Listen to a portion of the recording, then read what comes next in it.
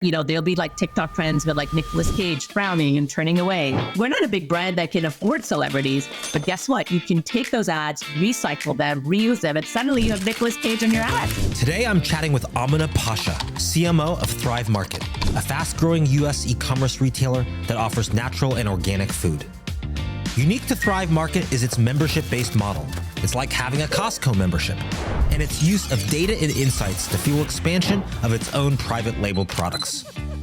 Amina's past experience includes key roles at The Honest Company and Procter & Gamble.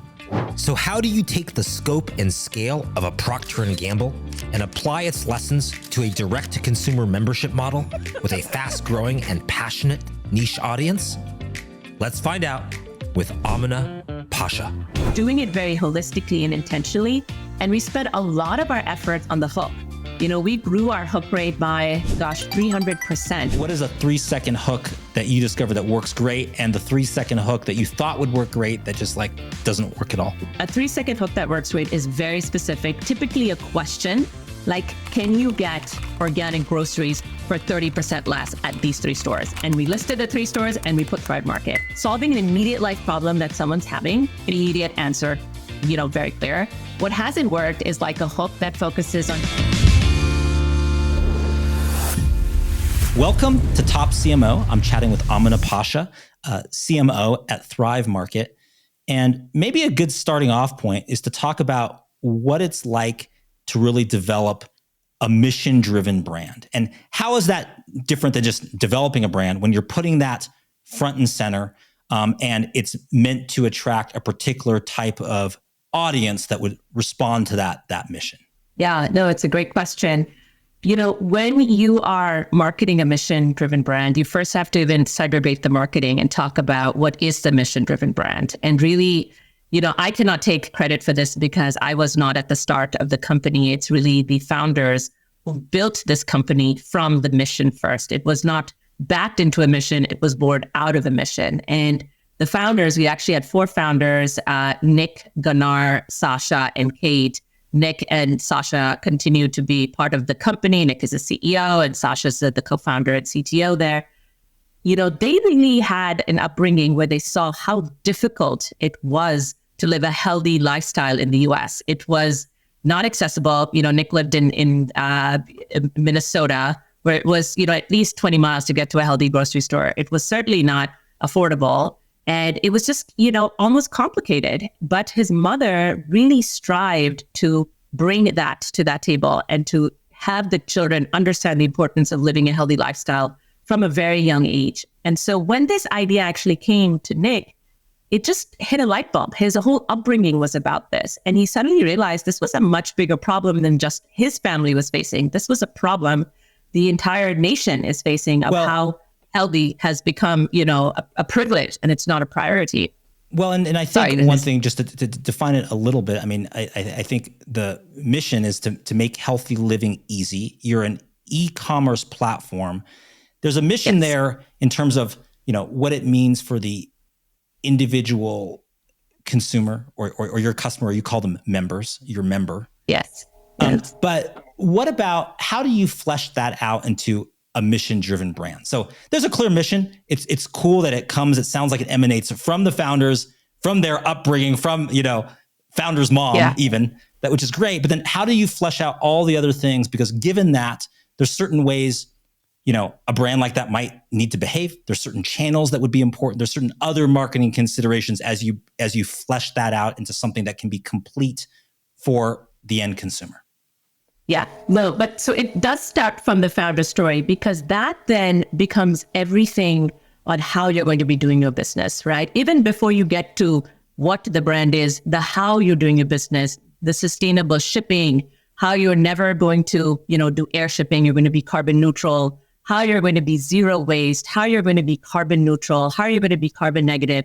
That becomes the footprint of your mission and of your brand on how you're going to be doing business. And when you had that very clear footprint, and also where you're going to be going over the next 5 years, which we have a very clear mission strategy laid out for the next 5 years, then you start establishing, okay, how do I communicate and bring this story to life to our members and bring them along the journey? So for example, during COVID, we realized that, the food inequality we're seeing in America is just being exacerbated. It is now over, 54 million people. It's affecting African-American communities, Hispanic communities, etc. We have a role to play, not just, walking the talk, but actually doing the deed. So we put a stake in the ground to say, Thrive Market is going to raise $10 million in healthy groceries by 2025. And then we put an action plan on how are we going to raise that with our founders, with our thrivers who are employees, and also with our members whose donations really matter, and raised all of those funds, not in 2025, but actually earlier this year in 2023, 2 years in advance. And the way we did that was by consistently communicating the importance of this goal, but also doing a lot of storytelling and bringing that to life with our members, showing them, the journey through getting this $10 million, how we're raising it, where the funds are going, and almost every other month using our own assets to communicate, whether it was through email or our organic, social, etc., to make them really see one aspect of our mission, how it was coming to life. Similarly, we recognize the importance of getting the B Corp certification, which, grocery stores were not really getting. We became the largest national grocery store to get B Corp certified. And we shared that accomplishment with our members. And so it's very different. We're not just marketing for the sake of marketing. We're actually broadcasting our journey on these important mission milestones, how our members are getting us there, and how we're collectively driving a much bigger impact and a movement in the industry. So those are a couple of examples. Well, and those are good examples. And Amina, one of the things that I think we should define a little bit is this notion of members. For your model, and correct me if I sort of summarize the value proposition very, very quickly, but essentially you join as a membership. I think the rate is something like $60 a year to join. For that, you're getting curated like lists of products that make things easy for you, and a discount over what you would pay if you went to another place of around 30% or so from what I can tell from the site. And then, so people are members and they have some skin in the game because they've paid to be a member. So it's not unlike if you've joined a Costco or something like that and you've paid, and there can be significant revenue from that. So how does the fact that they have some skin in the game, they've paid to be a member, does that change how you communicate with them? Are there different channels? Are people more responsive? Are open rates different on emails? Or how do you think about any difference from being a member versus just being a consumer that was coming to an e-commerce grocery site? I mean, it's a huge difference because if you think about it, I've worked on brands where we didn't have membership, and you're constantly trying to bring in, not only bring in that consumer, but bring them back, right? We don't have that. Once you're in, you're already a member, you're with us, hopefully for the long run. It is now really about that experience you're going to be having and us building, and communicating our brand values and our mission while you're with us for that whole life cycle. So we don't have to actually invest in remarketing necessarily to keep bringing you back in. We really want to spend our time, educating you on our values, bringing new products, exclusive products to you that you cannot get anywhere else. So about a third of our portfolio is our owned brand and exclusive products that we have. That you can't find anywhere in retail. And so educating you on that brand, on what those values are, why those products we've made them, how they're ethically sourced, why they're better quality, and they're even lower price than, any comparable product that you could find in the market. This is about, you say about 1/3 is your own private label that reflects these values that you're having made for you based on these principles and values and the products you want in the mix. Yes. So exactly. So it's actually 28%. But yes, so we've created our own brand that, basically the insight on that was we looked across our entire portfolio and we started becoming masters of the products that we're putting on our site and quickly realized there were gaps in the market. There were certain products that were not there, certain products didn't exist. And instead of waiting for someone to create it, we said, why don't we start creating these products that are not there? And from that, we saw from our members incredible feedback. They loved the products. They really gave, highest ratings. And we started seeing that this could be a much bigger idea than just portfolio gaps. So we started looking more strategically across different categories that we wanted to play in and started also building muscle there. And so our members have access not only to the highest quality, best value third-party brands, but they also have access to our owned brand as a unique perk. And so that becomes another, very big difference than that we have versus retail, is because they have access to these types of products that they can't find anywhere else. Coming back to your question on how else we think differently about a member, we have the highest retention rates in the industry, close to like 71, 72%. And that is measured on, is that measured on the membership renewal? Is that what you're yes, basically? That is the membership renewal rate. That's an annual renewal, like that is an annual renewal rate, exactly. Okay, so about 3 out of 4 are sticking with it. Okay, got it. They are here for the long run, and it's really about us building the best experience. So we also do a quiz right up front. So it's very different than, again, shopping, one time or one off on a retail, where we understand their needs. And so if you think about the modern consumer family, if I look at myself, I'm low sugar, low carb. My husband is into high protein. The kids just want tasty, but I want them to eat healthy. Thrive Market has these unique filters, which enables you to use your lifestyle to guide what you want to shop, and shop for this modern conscious consumer in that way. You can't do that at retail. So again, our members are getting a very different experience on how to engage with our products, how to shop with our products. That's almost addictive, because they're now getting a much more personalized, curated, customized experience to their family's true needs. And that also starts building this habit and basket building that, I am going to get exactly what I need, and they don't have to do the heavy lifting. So when you go to a grocery store, you're constantly looking at the labels. Is this gluten-free? I'm not sure. I need to check. Here, you just click on the gluten-free and then everything is gluten-free. You click on low sugar and everything's low sugar. It becomes such a novel way for them to shop that it drives that engagement. And so to your point, we do a lot of, targeted marketing programs related to affinities, understanding what consumers like, what types of products, and then we can really tailor our marketing message to that. So for example, if I know all the things that you like you're a parent, you're a mom, you need healthy snacks, but you want low sugar and low carb, guess what? I can do a very targeted, marketing message to get you exactly that and get you excited about that. Again, something they're not going to be able to get at a store.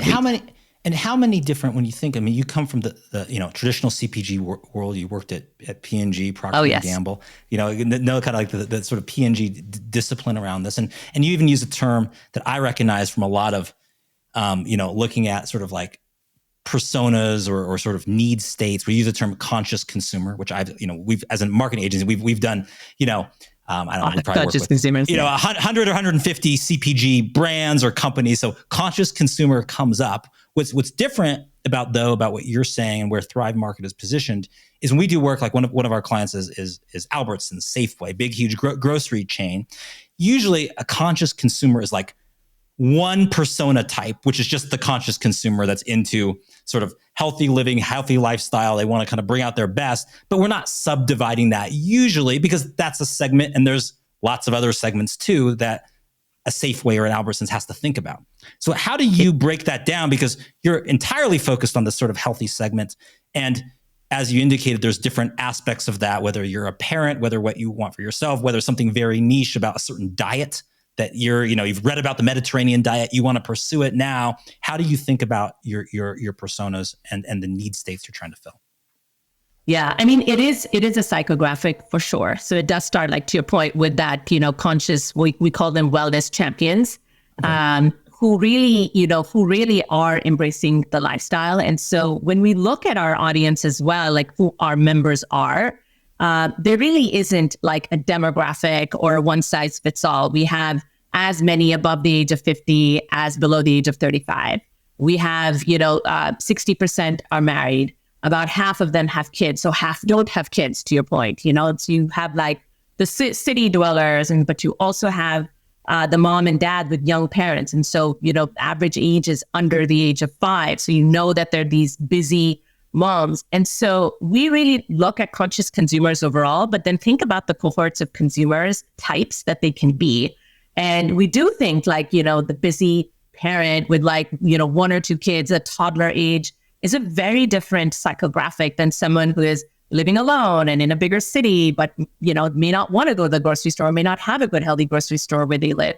And we think about what is going to be the relevant, messaging and hooks to get to that busy parent. And so With Busy Parent, it is really those like healthy, tasty, easy snacks. It's innovation in snacks. Snacks is such a big category, but when you think about it, there are like very few parents can articulate what is really fun and exciting yet healthy in snacks. And so here's where we work with Smart Sweets, and we bring you, we show this in our marketing, like just less than 5 grams of sugar. You can give them gummies and you can have your cake too, because it's less than 5 grams of sugars. Or we have these innovative Thrive Market fruit, we call them fruit circles, but they're like circle stickers, and you can just keep peeling them, and they're made with real strawberries. They're not, preservatives and lots of additives and tons of sugar. None of that. We take all of that out and really give you what that wholesome fruit is. And we show the products and we talk to that parent and that audience about these are like healthy swaps that you can get for your kid, versus other ads where we show people going to the grocery store and just frustrated with like the assortment there or the pricing there, or they can't find,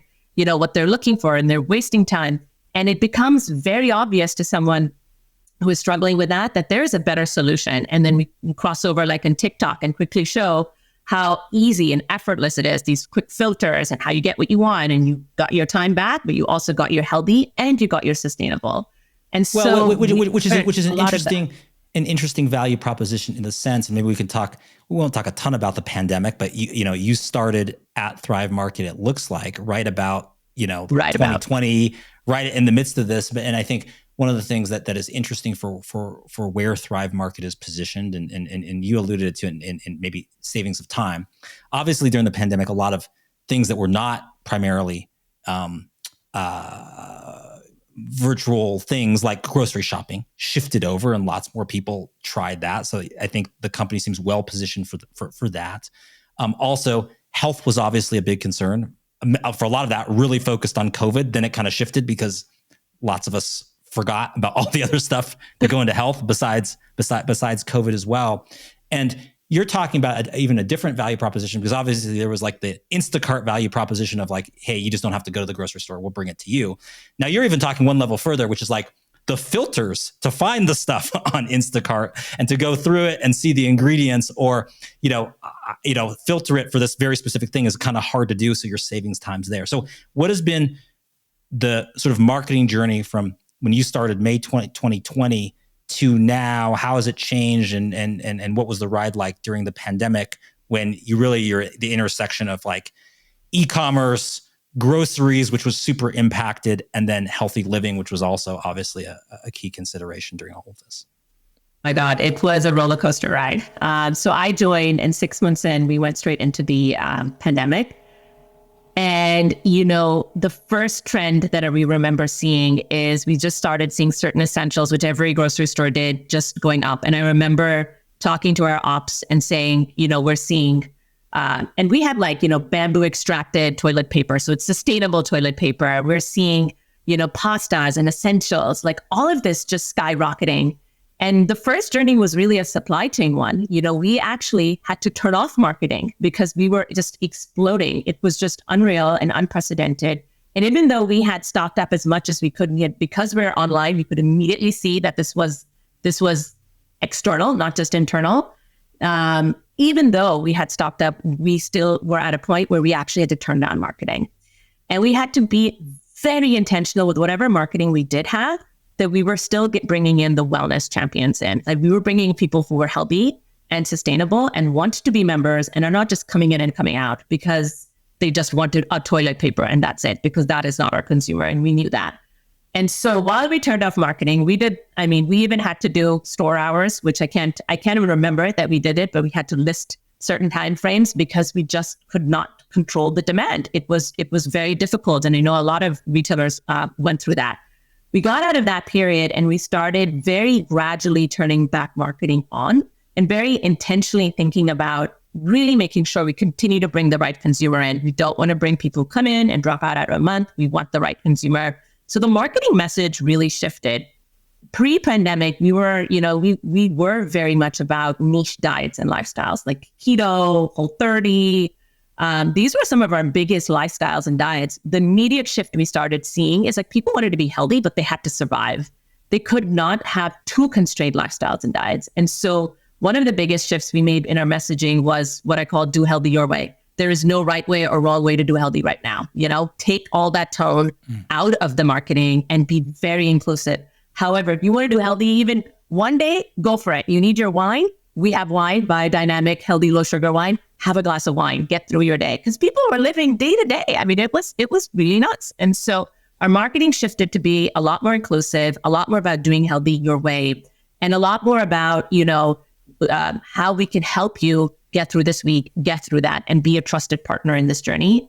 And even now, believe it or not, we still see that diets and lifestyles play a much lesser role. It is just about a broader, healthier, more conscious lifestyle. Parenting was a big one. So a lot of our marketing shifted on what are some tips and tricks we can do when you're stuck in the pandemic at home? And so we started doing what we call Thrive Lives, which were easy things. Back then there wasn't as much, Zoom fatigue, but you could, we started on Zoom, then we took it on Instagram, where we would, do a wine happy hour for parents, and bring our master sommelier in and just help you, unwind and send you some of our Thrive Market wines as well. And we learned people just needed a break, and they wanted more from brands than just products. They really wanted some downtime, even if anything. And so we started thinking a lot more creatively, what more can we do to be that trusted partner during this journey? And a lot of that, we've seen still continues to stay. And we've seen, we did not slow down post-pandemic and post-COVID. We did not see that yes, we slowed down a bit, but we continued to sustain momentum and growth. And this year, if anything, our member growth, has exceeded all of our growth. We're about 30% over year to date. And just last month, we're 60% over versus year ago in terms of member growth. So we have kind of taken the threads that worked even post-pandemic and stretched it out. We've also seen channels. I mean, we got into TikTok 3 years ago, before TikTok was really a big thing. And we got in through influencers leveraging TikTok and talking up to their audiences about why to use Thrive Market, how easy it is, how it's a lifesaver. And we then extended all of that into paid. And it has been a tremendous growth and success story. And we see that format that consumers are just really hungry for, whether it's, Insta Reels, whether it's TikTok, YouTube Shorts. And what is for other brands listening that are lots of people, and heck, we even talk to some B2B brands now that want to dabble in TikTok even. What has been the best performing? What have you learned over that? What works? I know you said you started influencer. It sounds like you're doing paid campaigns on TikTok as well. What's kind of the bite-sized lesson over the past 3 years of that you would give advice to others? It's building the capability in-house. I really do think that has been the biggest success.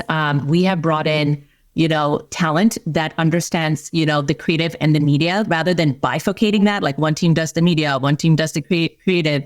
We really found what has worked is having the knowledge of creative in media, connected, and having a team leader who understands both.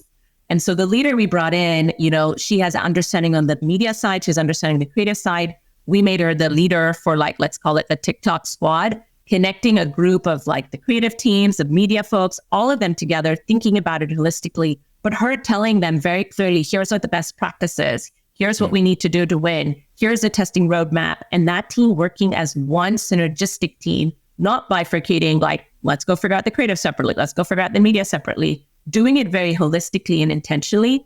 And we spent a lot of our efforts on the hook.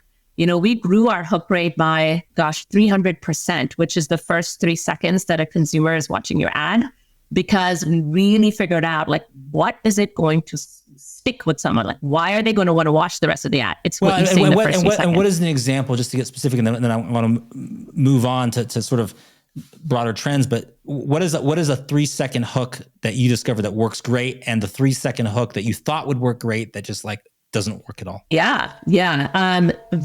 A 3-second hook that works great is very specific. Typically a question can you get organic grocery stores?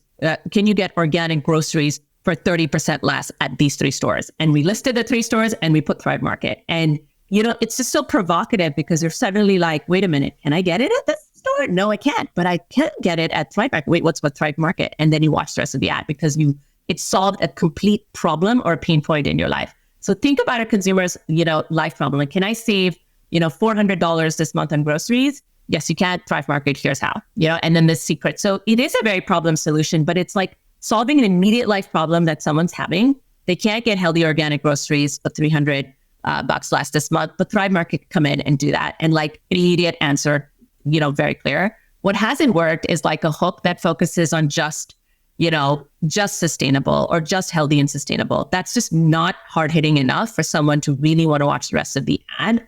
So we really learned the duality of benefits, high quality plus affordability, high quality plus convenience. Like get right to the crux of the problem in the first 3 seconds, make it very snappy and punchy, and show tons of products that make them proof points as they're watching the ads, and you're telling them the real difference and how Thrive Market can get you high quality organic groceries for less, which today, even if you Google it, Google is the first to tell you that organic groceries will cost you more. Forget about it.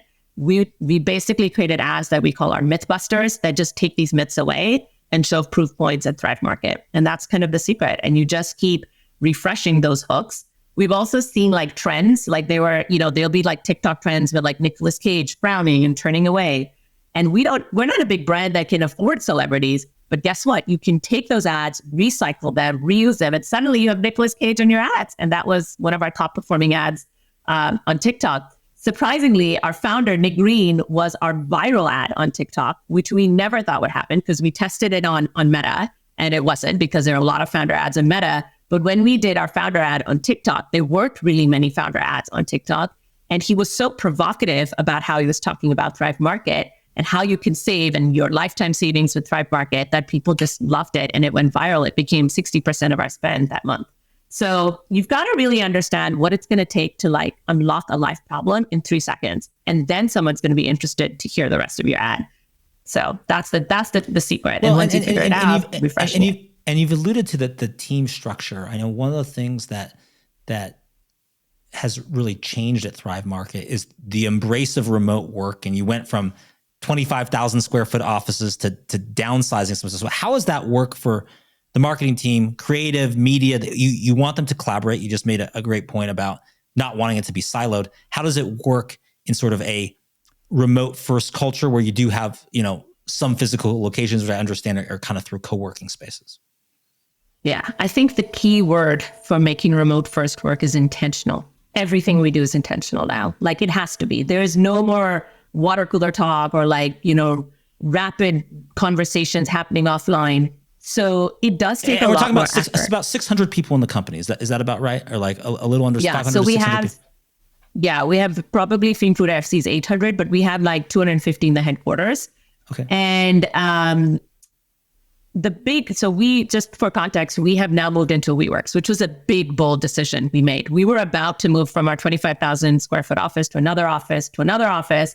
And just when we were about to make the last move, we actually went into WeWorks for a month, test drive, and we fell in love with it. And we were like, this is the most flexible, kind of autonomous space that we can have. Yet it feels like you're going into a company because there are other companies there with you. You're not isolated. You're not alone. There's a lot more people here on any given day. And we flipped the switch this year. And it has been absolutely incredible to see how we're able to use the space. And I'll give you an example of intentionality. Last week, for example, so one of the things we're doing this year is that we have like 4 summits. So 4 times a year, we intentionally bring all of our leaders together. 2 times a year, we bring the whole company together. And so last week was accumulation of both. We had leaders and we had Thrivers who are employees all together. We planned out a whole week-long agenda. It was the most tremendous experience I've seen at any company because the amount of engagement and impact that we were able to have on, not just on the business, but community and social and culture and brainstorming. It did take, weeks of planning. It was not something you could just wing off. But the amount of output we caught, we had, 2 key business problems we were talking. Action plans came out immediately. We had the entire company do like the disc color survey. So we know everybody's communication style in the entire company, which is breakthrough because once you know how to communicate better with people, you can take that back remote first and you can tailor that. We shared all of the exact communication styles and colors as well. Which was hugely powerful for the whole company to know, like when you're addressing an exec, who you're talking to, what is their communication style, how can you connect and unpack. And then we also did, a mission, building, social event where we actually boxed, hundreds of boxes that are now going to baby that we all hand packed ourselves. And we turned it into a competition, very Thrive style, to see who could do it the fastest. And it was so amazing. So you're saying that if you're not going to have quantity of interaction direct, you're going to try to amp it up with quality of that. You have quality, and you have 4, you do them well, you structure it. And I honestly think we're getting way more out of it, and we've also spent a lot of time figuring out how to get better at remote first, so we do our culture surveys, we figure out what's working, what's not. There is an action plan tailored to that, but we do a lot that is very, very methodically planned out for those in-person interactions that we have. And then you can have best of both worlds. Only 40% of our staff is now based in LA. So we have to recognize that we have to be remote first. We have to physically fly in people. We can't have them coming on a daily basis. So all of these interactions have to really, make a world of difference. One of the things, that your career trajectory has gone in CPG, we've talked about it on the podcast before, is this notion from those who go from really big, Fortune 500 companies to more fast growing startups, sometimes really small, scrappy startups. You went from Procter & Gamble to The Honest Company, which to Thrive Market. What did you have to adapt? What did you have to change? What's different in how you think now for others, maybe thinking about going on a similar journey? Yeah. So, the first thing is I did not know what I would need to really embrace. All I knew is when I was making the shift from P&G to Honest, I had worked in baby and beauty. So I knew I had experience there, even though e-commerce was completely new to me. And of course, working for a mission, female founder-led company was going to be completely new to me. You have to change a lot, and you cannot change everything overnight. I'll tell you, the first 6 months were the hardest 6 months of my entire career because I didn't anticipate how much I would have to change. I was also a new mom, so throw that in. That was my first child, so I was being a new mom, and I would joke to my husband. I would say, I have changed everything from city, location, job, manager, boss, motherhood, everything except you and my son. Those are the only 2 constants I have right now in my life. So definitely, you need to go in eyes wide open that it is going to be a lot of change. It was change on people front. So when you're in a big company, you tend to be, and I was on Pampers, which was a $10 billion brand. You're not the only person managing a $10 billion brand. You're managing usually a tier. So I was looking at the premium tier. I was managing the tier of a brand to now suddenly managing a whole brand. It's a very big shift that you're making. And the first thing you have to really understand is what's working, what's not. Where do I even start, right? And the first 30, 60, 90 days, you have to really quickly assess people, process, plans, and even profitability, right? You have to assess the whole thing of what's working, what's not, my people and my team, and the process that they're interacting with the rest of the company, what's working, what's not on the business, what's working, what's not in all our planning processes. And it was a lot, it was a lot to take on, but you chunk it out and you start methodically addressing each of those areas, because in P&G, the process is great. The people are great. The budgets are great. There's a lot great. And so usually you get the luxury of really anchoring on the business, and focusing on the business. Now, of course, there's a lot of multi-layered complex decision-making. So that's not easy. You have to get through all of that. But here, when you move to a smaller company and you're kind of managing the brand, you have to really think holistically of everything that's happening. And you have to also think non-linearly. You have to approach problems in a way that you probably have never thought about. And so the way to do that is to quickly find mentors who can help you, with certain problems and give you novel ideas for certain solutions, or make you think about people in a more extended way than you have ever imagined. And I actually found it very useful to talk to, the founder or the CEO, because they would extend by thinking and pull it in directions that it hadn't been tested before on all of these fronts. And so, yeah, there's a lot of that happening. But at the core of it, there's also a ton of value you can add. There's so much I knew about baby and beauty that I was immediately able to come in and be like, we've got to shift our strategy here on baby. We've got to think about performance. It's not just about the safety or the non-toxicity. We've got to think about innovation. We've got to think about, so also think about all the things that you do know, because we are, I think humans, we tend to listen to our inner demons. Oh, these are all the things I don't know, but hang on, here are all the things you do know. So immediately start adding value so the business sees that you are, in control, you're adding tons of value while you may be having to fix issues on the other areas. And it's this duality of approach that helped me, when I moved from Honest to Thrive, it was more like a lateral move because I had done it already. And I remember coming in my first week, Nick, the CEO, goes like, what do you see as an issue? Is it communication? Where can we get better? And I said, we need to roll out RACI because people are not clear on their role.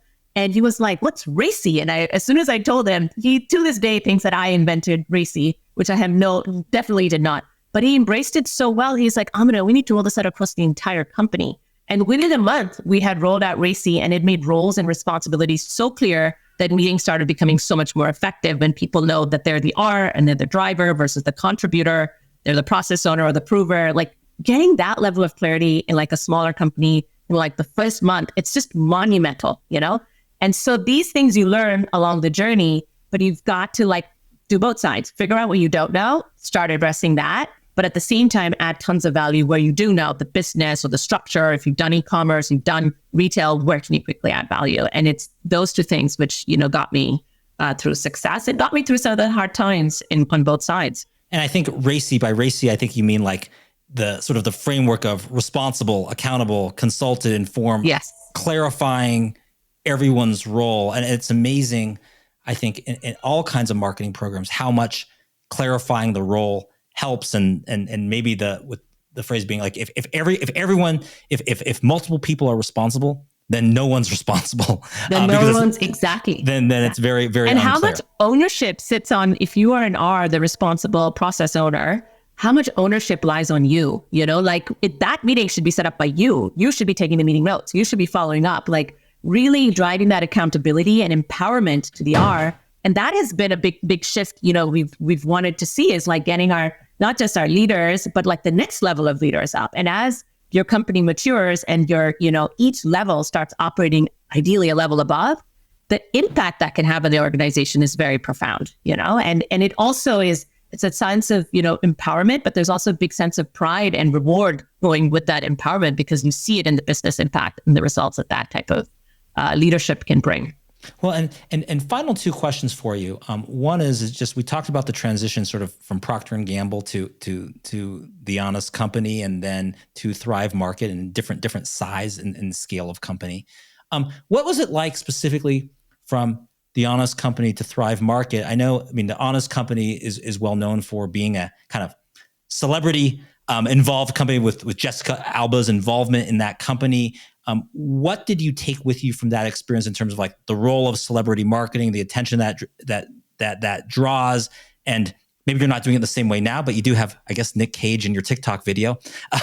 So what did you take from that, and what did you learn from that, from kind of the unique positioning and that kind of move to where you are now? Yeah, even in Honest, even though we had a celebrity, she was the founder, and so even the brand was built on her story. She even wrote a book, The Honest Lifestyle, about it. And so to me, it's about the authenticity of the brand. It should go back to, like, in that case, there was a complete direct linear connection there. In the case of Thrive Market, our real celebrities are actually the health and wellness experts. It's just a no-brainer. These are the people who not only are using Thrive Market, but they have equity in the company. They've helped us build this company. And so, we go to like Thomas DeLauer, who's like one of our keto experts. He was one of the earliest stakeholders in the company. And we still to this day use him for tons of marketing to his audience. He's got a huge, 2 million audience on YouTube and a very, very engaged. And we actually then went one step further where we used him to actually co-create products, which we're about to release, coming in August. And so because he has so much expertise in keto and we have so much expertise in the health and sustainable space, it's just a natural connection. And he's not a celebrity per se, like an A-lister, but in his space, he actually is. He is an authority and a trusted partner and an institution in himself. And so we've thought more, strategically about who are these health and wellness influencers. We actually had Wellness Mama, who's been with Thrive Market from the start. She was one of the first equity investors to come last week through our Thrive Week Summit. and talk to our audience about raising 6 kids and how incredible it was while creating this brand on the side. To me, she is like more than a celebrity. She is like a powerhouse, like someone like that is like inspirational to us all, like how she has done it. And she talked about this insight of just making your kids autonomous. She's like, I can't do everything for them, so I don't. They're autonomous individuals. They can eat when they want, or they cannot eat, and they will survive. And, profound insights like that. So we've used what we believe are our celebrities, which is not celebrities in the real, A-lister sense, but in the sense that will appeal to our audience and have such an addictive audience and captive audience that it makes more sense for us. And just one follow-up question on that. I mean, has the use of influencers, but having them a stake in the business, has that made a difference? It sounds like it's changed the dynamic a lot to make them more partners rather than a transactional place to kind of place an ad or get some brand awareness and move on. It sounds like profound difference. I mean, they not only know the brand, they understand the brand, and the nuance is very different because they have helped us see us grow up. They have seen us in our nascent stage, in our toddler stage, in our growing up stage. And they, also give me a lot of intel. Every time I meet these influencers, over lunch or whatnot, they give me so much insights on like, how can you think about this? Or have you guys thought about that? Or like, think about, some of my audiences like sometimes feels like, Thrive Market is too pantry centric. How do we open the door to beyond the pantry? And like, they really acutely understand the brand so well that they are really an extension of us, and we look to them as, not only to obviously guide their audience, but also to help us understand, some of our deep-rooted barriers to their audience so we can get better in terms of our product development or in terms of our marketing. And so that level of commitment, I mean, the amount of time they invest and spend with us, we're not even paying for that. They're doing it because they genuinely are interested in the brand's success and long-term success. And when they see something that they don't like, they have a strong point of view, they will come and tell us, which is great. It's not just a signature partnership. It is a real trusted partnership that goes, the nth mile with us and is in here with the long run to help us build this company and see it succeed. So there's a very big difference. And I think more importantly than that is that our members and our consumers see that difference. They know that we're not just paying for an advertisement here. We're actually working with partners that believe in this brand and know what products to recommend because they use them themselves, And that's the real difference that it makes. Well, and my final question for you is where do you think this is all headed for CPG marketing, food and beverage marketing, grocery marketing in the next 3 to 5 years? Where do you think this is all going? If you're an up and coming marketer or you're someone who's breaking into the industry, what's the skills, what's the knowledge, what are the trends that you need to know now for what we'll be doing 3 to 5 years from now? Because in many ways, 3 to 5 years ago, we would have, never predicted all the things that would happen to get us to where we are today. Yeah. I mean, online healthy grocery it's not even a thing now. It's like a movement. People have figured it out. People know that it's a thing.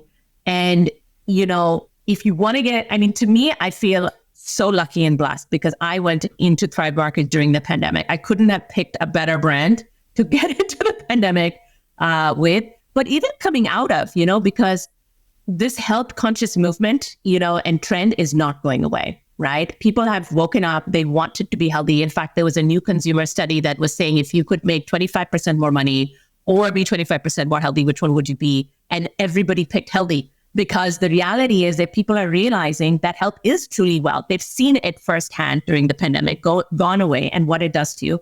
That it's not just about making more money, right? It is really about investing in yourself. And it is about healthy groceries. So to me, I think the healthy online grocery space is the trend. And if you can get into it, it is definitely going to grow. And I think the solution or like where we as marketers can be better is like, how do we make it truly easier? Like for us, easy is part of our DNA, but I still think we have a journey even to make it, easy. One of the things that we launched, a couple of years ago was like the world's first shoppable cookbook. And it was like, to me, it's like, this is real marketing. It's like people want healthy recipes in 15, 20 minutes or less, but they don't know where to begin. And what do they buy? And so we made a cookbook with QR codes where you simply just scan the code, you get the ingredients, boom, make the recipe. And all the recipes are from our influencers, from our health and wellness experts. So who better to know what to cook than our experts themselves? And that to me was like, such a profound, simple thing to do. We give it as a first order, gift with purchase, but it is capitalizing on all the trends, right? Like they want easy, but they want experts. They want QR codes, get it shoppable. And I think marketers who are going to be thinking holistically and non-linearly about how to do marketing are going to win. And so if you're in the space and you want to get in, it's like, how do I solve a life problem, but do it in a way no one else has done it? And then really broadcast it and then give it. I mean, we're giving it for free. We're actually just giving it to members who come in, and it's still our preferred gift to this day. And it is sitting in their kitchen. So it becomes an iconic moment, brand moment for us as well. So, those are a couple of flavors of how I would try to think non-linearly as a marketer in this healthy and online grocery space, and how you can really stand out as a brand and really win. I also think, there's not enough. We went to Expo.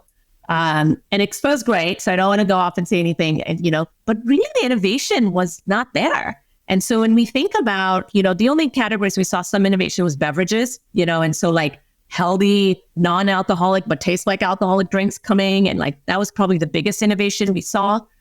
I really think with the brands that can really think out of the box on how to innovate, I go back to my like Thrive Market fruit stickers.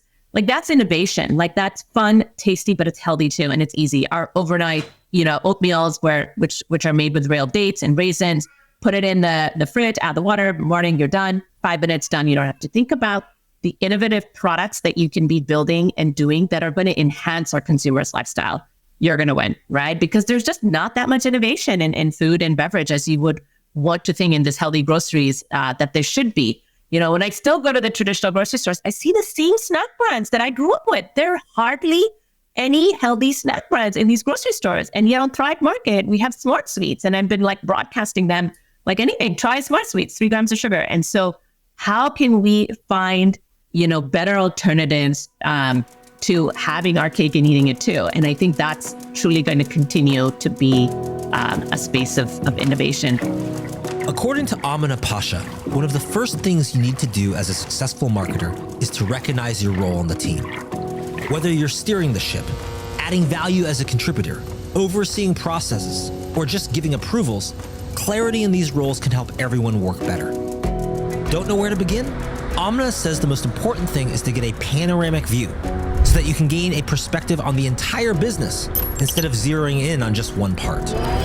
Once you have that perspective, you'll be better able to move more quickly, and you'll have more confidence in evaluating what's working and what's not.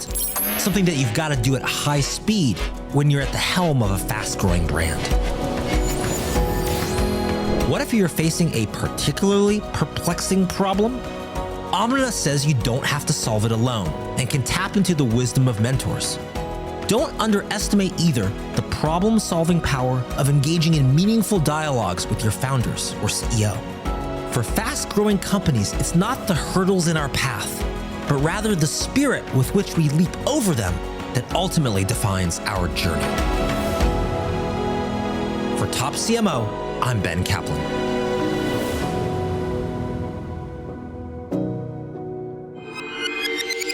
This amazing episode was brought to you by Top Thought Leader. Don't forget to rate, review, and subscribe.